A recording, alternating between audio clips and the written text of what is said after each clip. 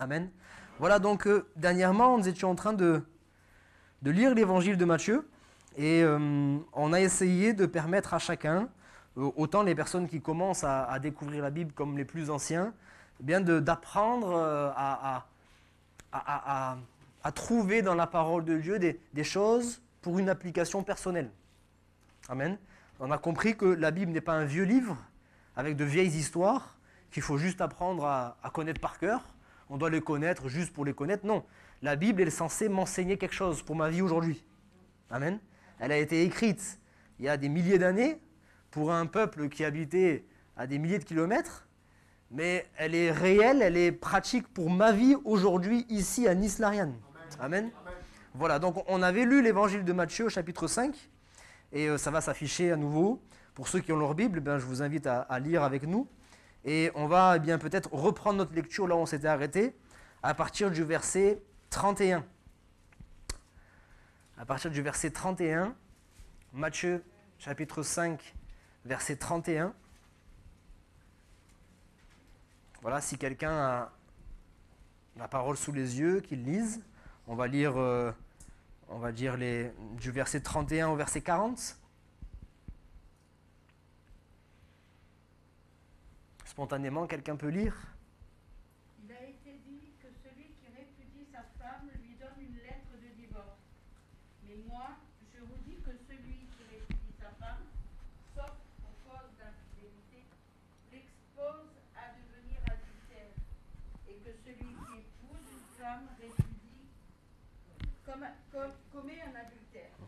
Vous avez encore appris qu'il a été dit aux anciens, tu ne parjureras point, mais tu t'acquitteras envers le Seigneur de ce que tu as déclaré par serment.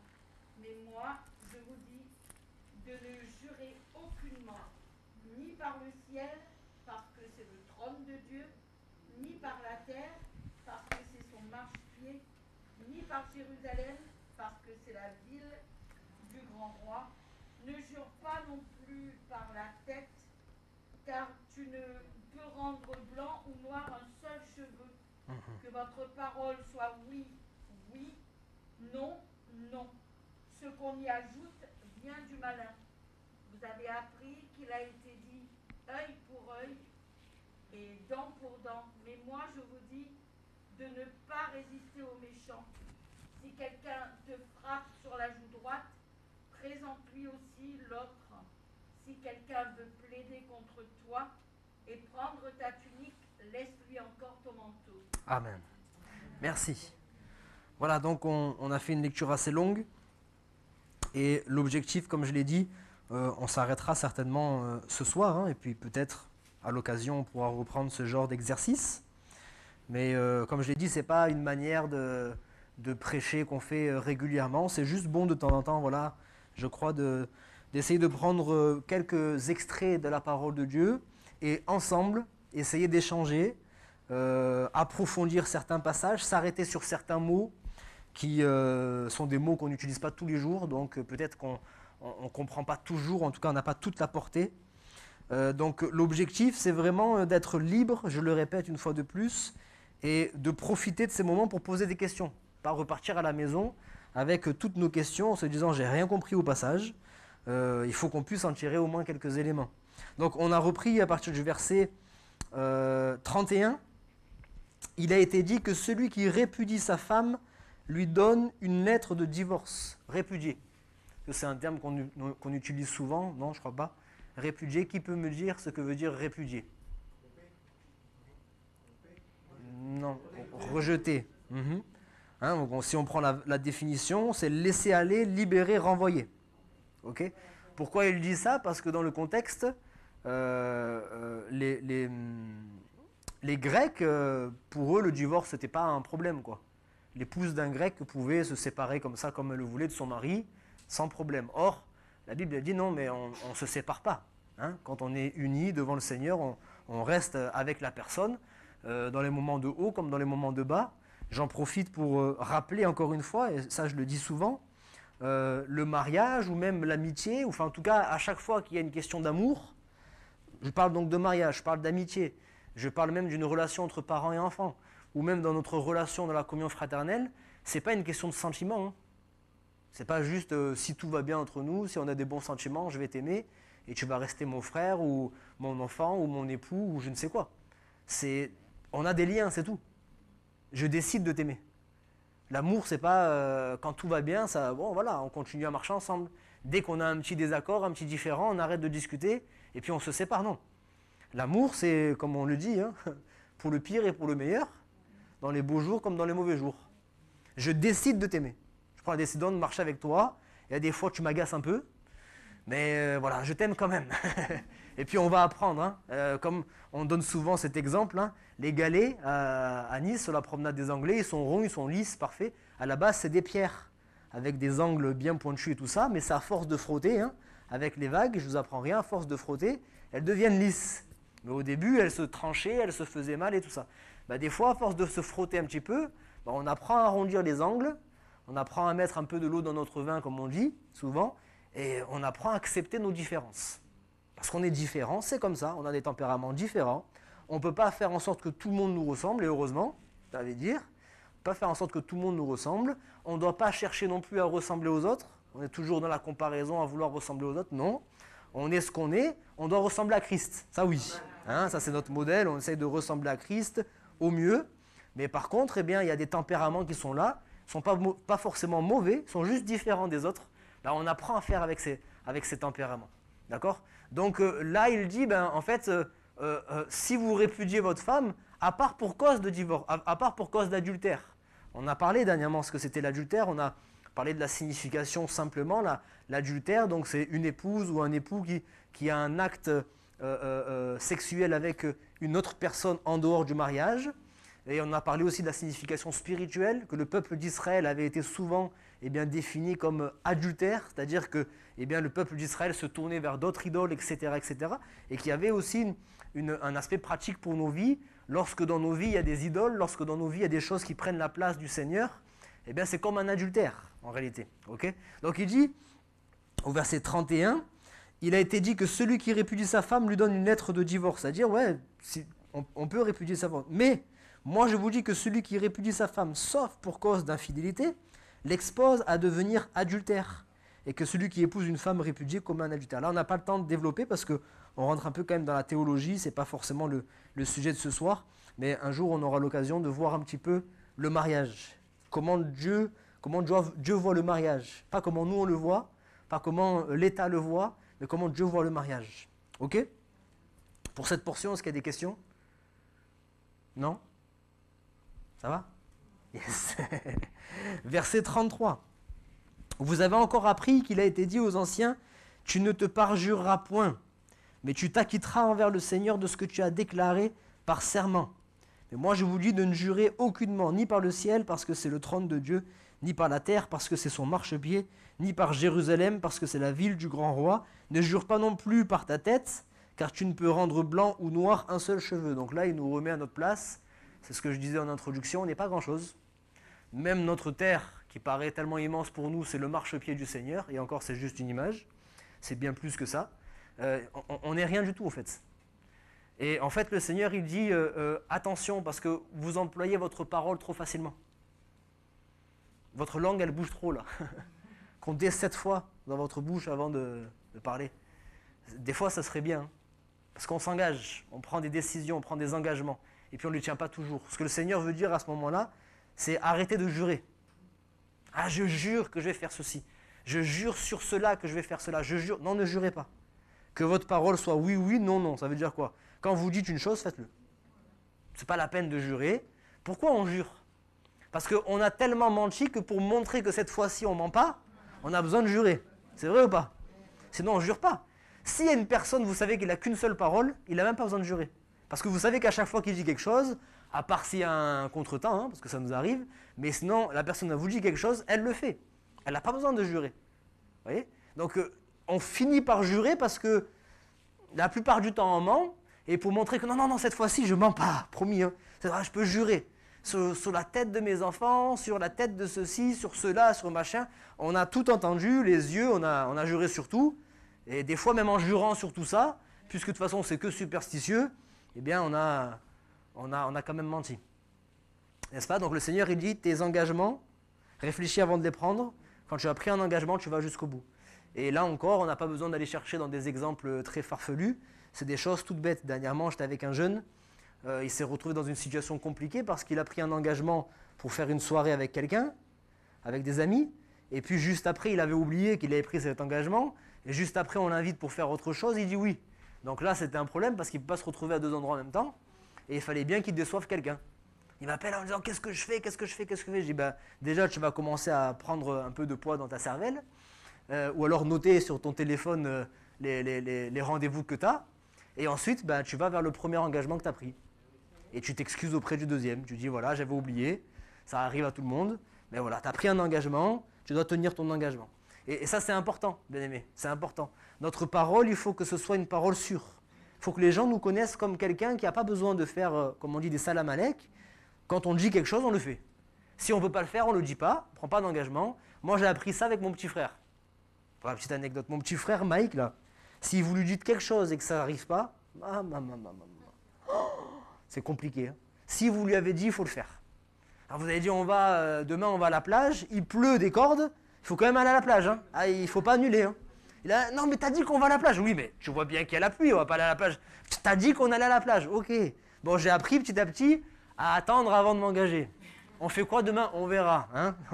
On verra. L'avenir nous le dira. Chaque jour suffit sa peine. Bon, voilà, des fois, quand on n'est pas sûr de pouvoir tenir parole, eh bien, on ne dit rien. Il vaut mieux faire et ne rien dire, plutôt que dire et ne pas faire. N'est-ce pas? Amen. On continue.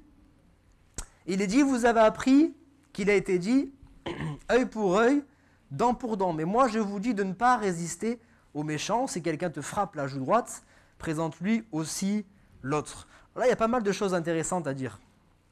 Alors, pourquoi œil pour œil, dent pour dent? Vous avez appris qu'il a été dit. Ça a été dit où, ça? Dans la loi, dans l'Ancien Testament. Qui l'a dit? Il faut avoir honte, hein. Qui a dit œil pour œil, dent pour dent? C'est Dieu. Ok, donc c'est Dieu qui a donné cette loi aux Israélites, œil pour œil, dent pour dent. Ça paraît un peu barbare. Ça veut dire quoi, œil pour œil, dent pour dent d'ailleurs? Moi, j'y connais rien à la Bible, ça veut dire quoi, œil pour œil, dent pour dent? Voilà, si on t'arrache un œil, tu arraches l'œil, si on te casse une dent, tu casses une dent. Ça paraît bizarre quand même. C'est Dieu qui encourage à... En fait, si on interprète mal l'écriture, c'est Dieu qui nous encourage à se venger. C'est ça ou pas? Si on interprète mal. Est-ce que Dieu peut nous demander ça? Quelle est la pensée derrière? Je n'ai parlé dernièrement, oui, Jean? L'encourage à la justice. Donc, ok. Bon, mais est-ce que c'est à nous de faire justice? Donc, oui.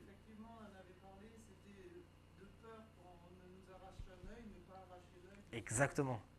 C'est-à-dire que je sais que légalement, la personne à qui je fais du mal peut me faire du mal. Et légalement, on ne pourra rien lui dire parce qu'aujourd'hui, on le voit aussi dans notre système judiciaire. Hein. Comment on appelle ça? Comment on appelle ça quand on se défend? Légitime défense.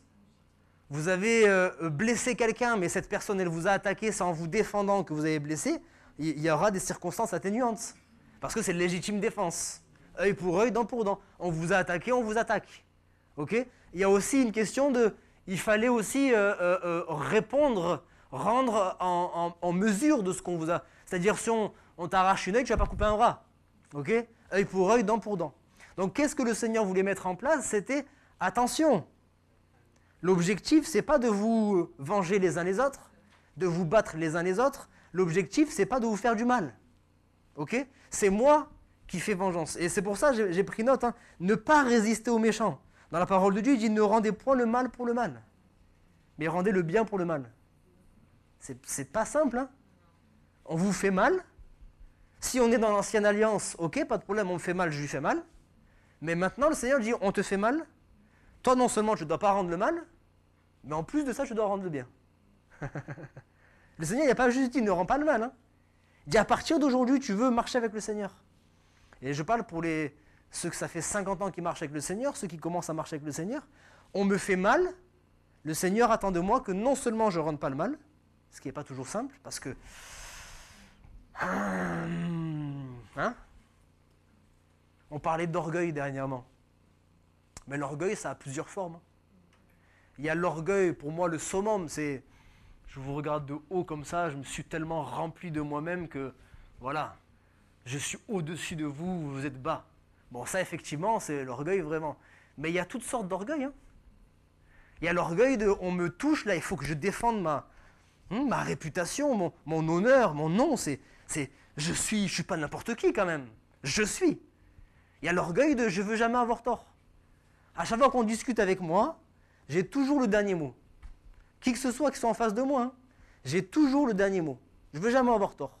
Et même quand je fais semblant d'être celui qui accepte, j'en pense pas moins. Oui, parce que je suis devant une autorité, oui, mais en fait, j'y pense pas moins. Ça, c'est aussi une forme d'orgueil. Donc l'orgueil, il est là, et on a envie de rendre le mal pour le mal. C'est la justice. C'est la justice selon l'homme. Si tu m'as fait quelque chose, moi, je fais justice. Hein. Je te rends. Ça, je ne vais pas me laisser faire, je ne vais pas me laisser marcher dessus. Ça, c'est comme ça qu'on a appris, non?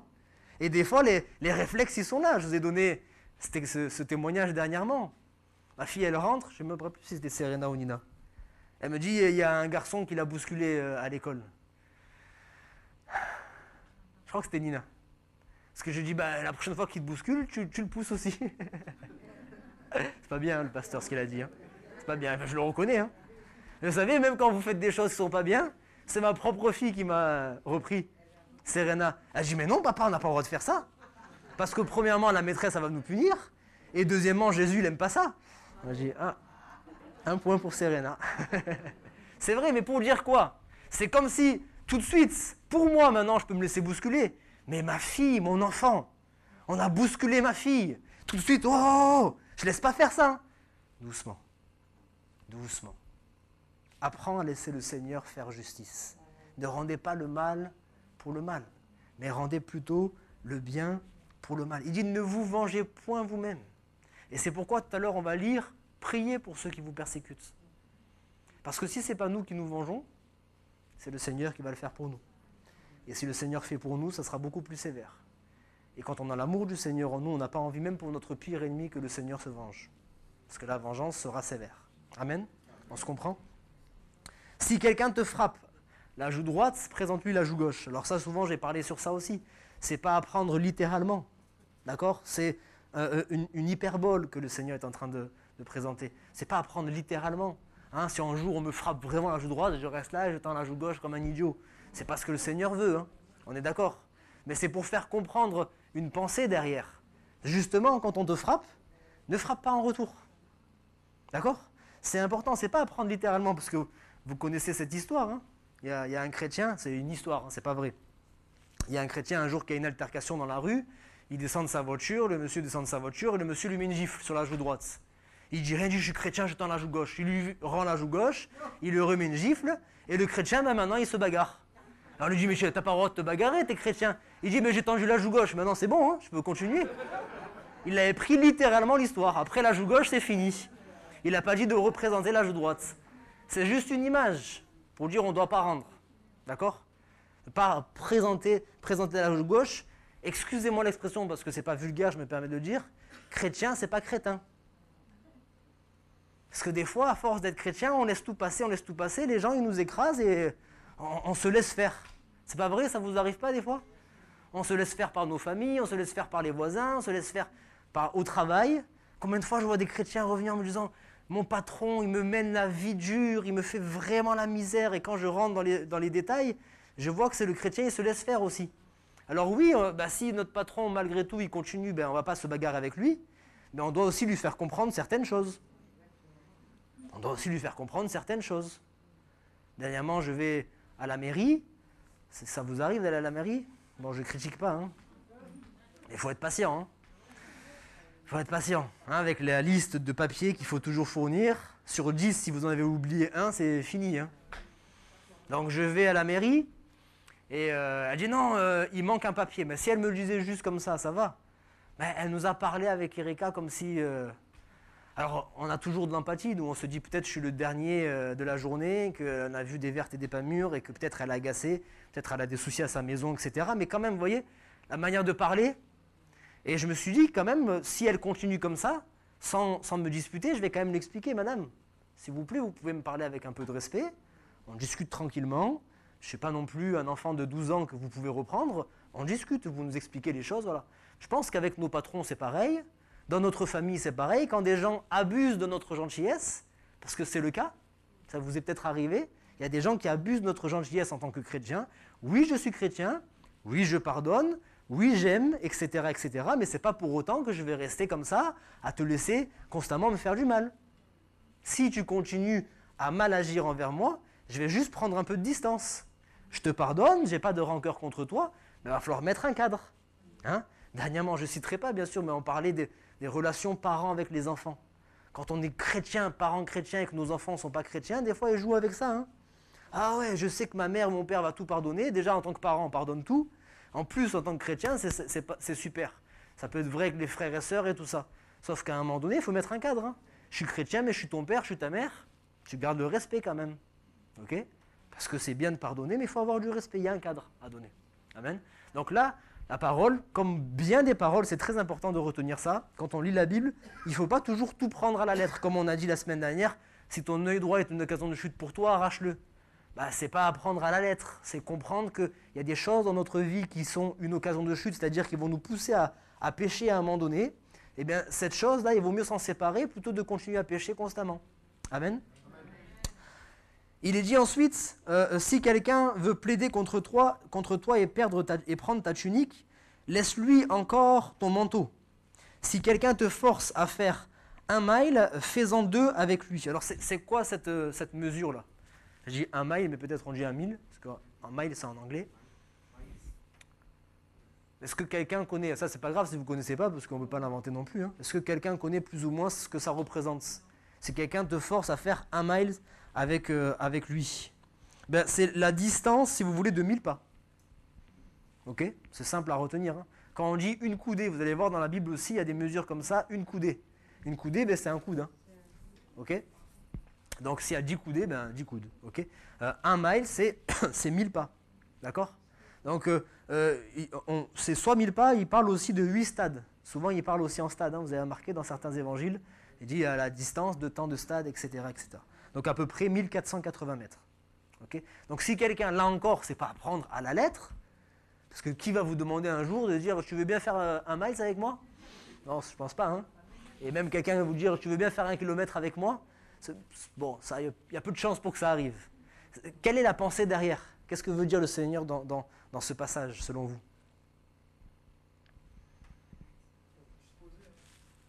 Être disposé, oui. Essaie de trouver un exemple pratique qu'on peut te demander aujourd'hui, là.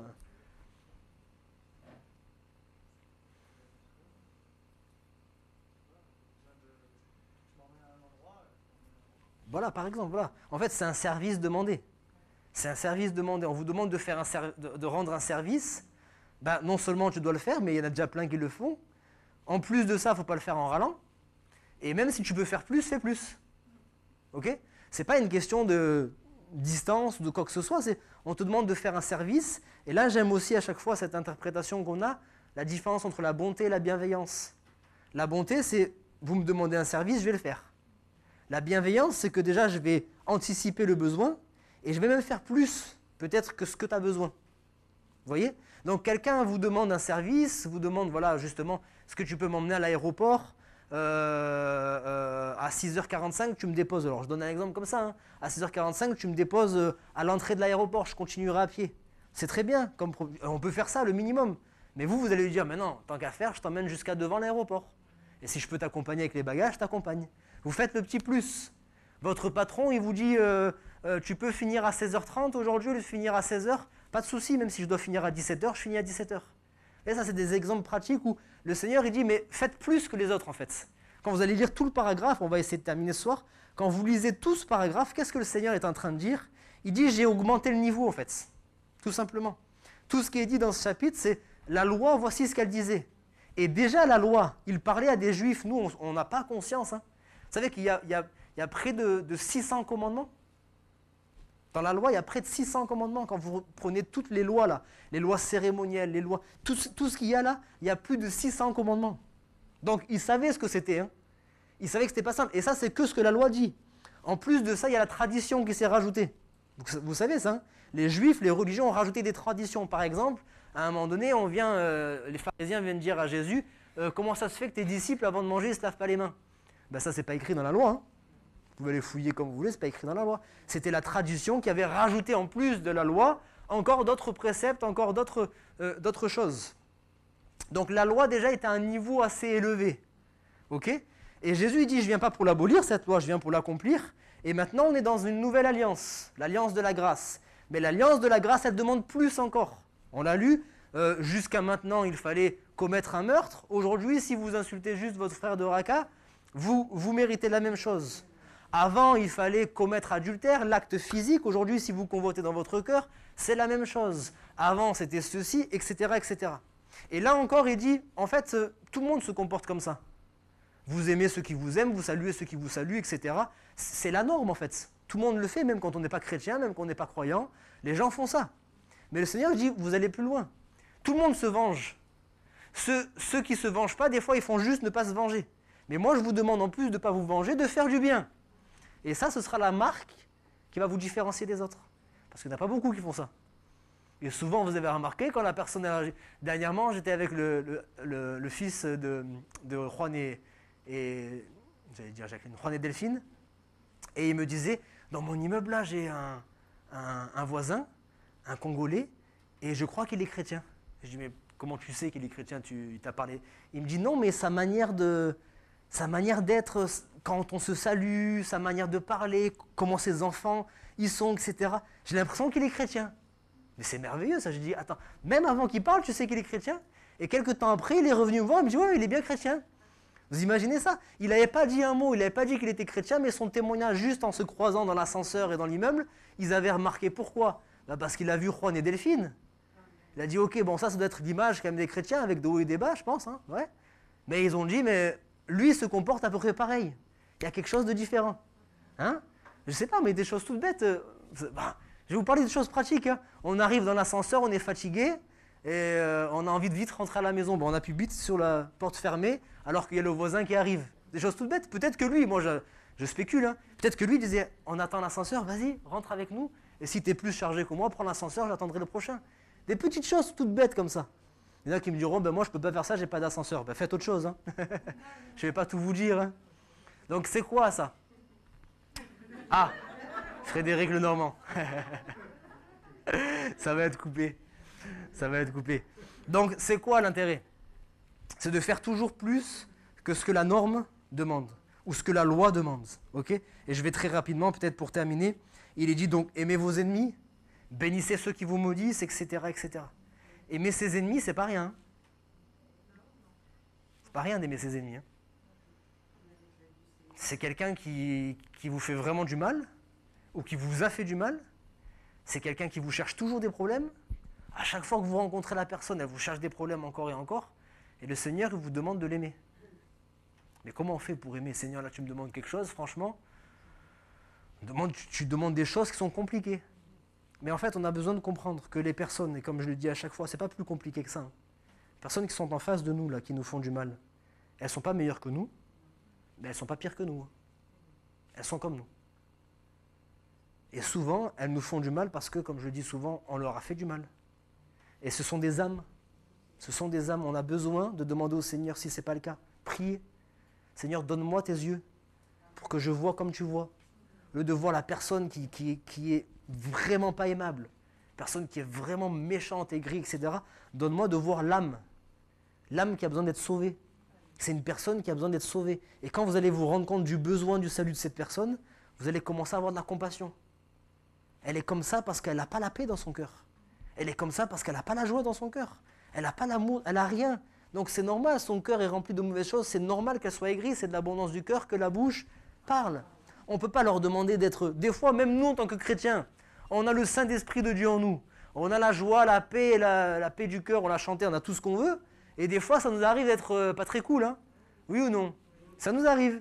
Alors à plus forte raison, ceux qui n'ont pas Christ, c'est normal. Et on doit les aimer à cause de ça. On doit les aimer à cause de ça, parce qu'eux, ils ont besoin de rencontrer le Seigneur. Ils ont besoin de rencontrer le Seigneur. Il dit, bénissez ceux qui vous maudissent. On n'a pas le temps de développer, mais c'est intéressant de parler de bénédiction et malédiction. Priez pour ceux qui vous maltraitent. La simple prière de Jésus et même d'Étienne.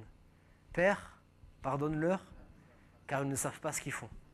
Et là encore, arrêtez-vous 5 secondes sur cette prière. On a l'impression quand même qu'ils savaient ce qu'ils font. Mais bien sûr, il avait raison. Spirituellement, ils ne réalisaient pas qu'ils étaient en train de crucifier le Fils de Dieu. Ils ne l'auraient pas fait sinon, bien évidemment. Ils n'étaient pas en train de réaliser que celui qui crucifiait, ce n'était pas juste le fils du charpentier. Ce n'était pas juste Jésus qui venait de Nazareth, une ville où rien de bon ne pouvait arriver. Ce n'était pas juste ça. C'était le Fils de Dieu, le Messie qu'ils étaient en train de sacrifier. Et ils ne savaient pas.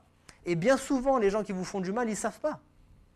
Bien souvent, les gens qui vous font du mal, ils ne savent pas. Ils le font malgré eux, c'est comme ça. Père, pardonne-leur. Pardonne-leur parce qu'ils ne savent pas ce qu'ils font, ils sont aveuglés.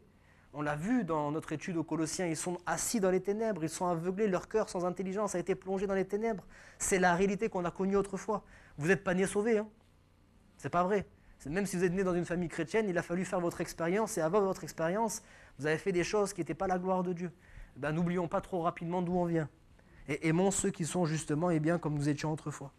Et puis peut-être pour terminer, il est dit, il fait lever son soleil sur les justes et sur les méchants.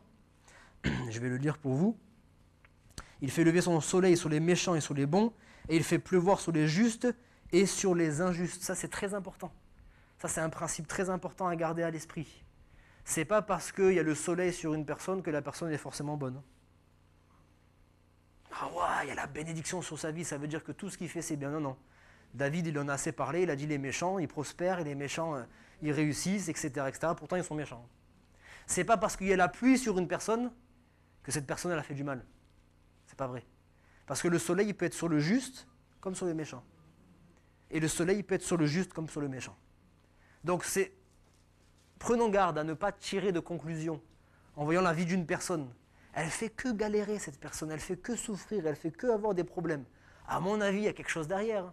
Ah oui, là, il y a un péché qui est là, c'est obligé. Non, non, c'est pas vrai. Ou cette personne-là, apparemment, elle réussit tout ce qu'elle fait. Mais vraiment, ça doit être un ange, ça doit être un exemple à tout point de vue. Attention aussi.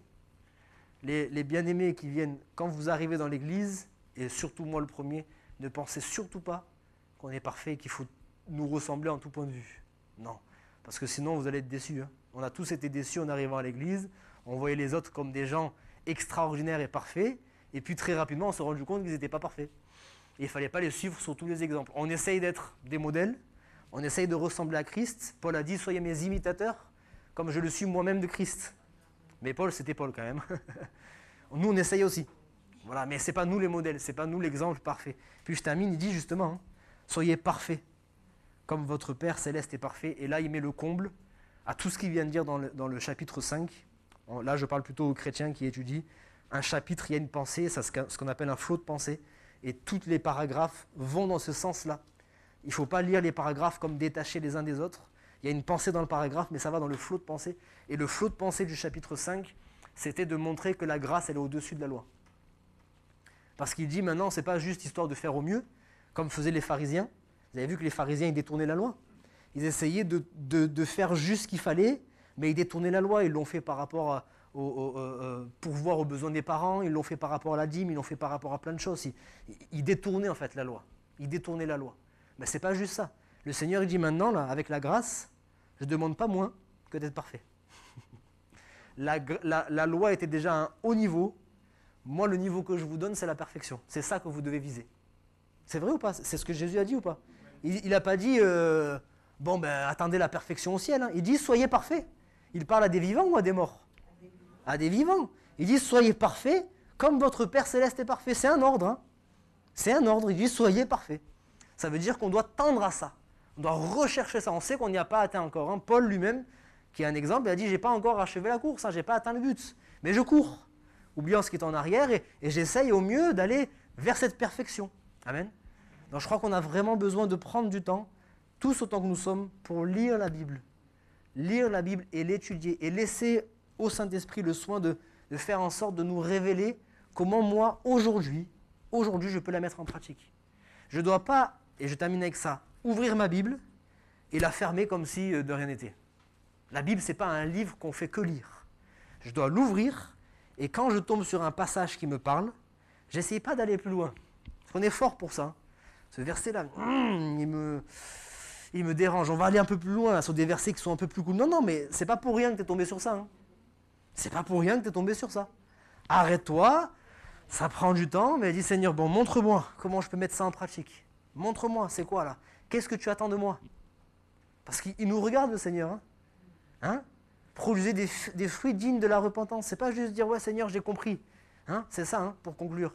J'ai compris que je suis perdu sans toi. J'ai perdu que mon péché il va me mener à la mort éternelle. Il faut que je te donne ma vie. Ça, c'est ce qu'on appelle la repentance. C'est bien quand c'est les mots.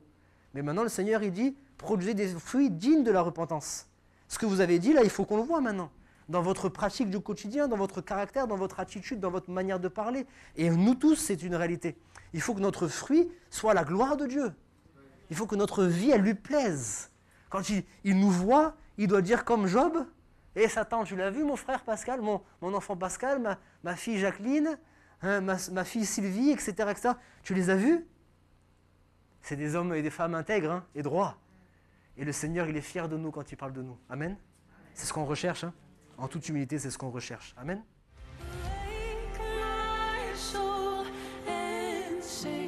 Sing his praise aloud, sing his praise.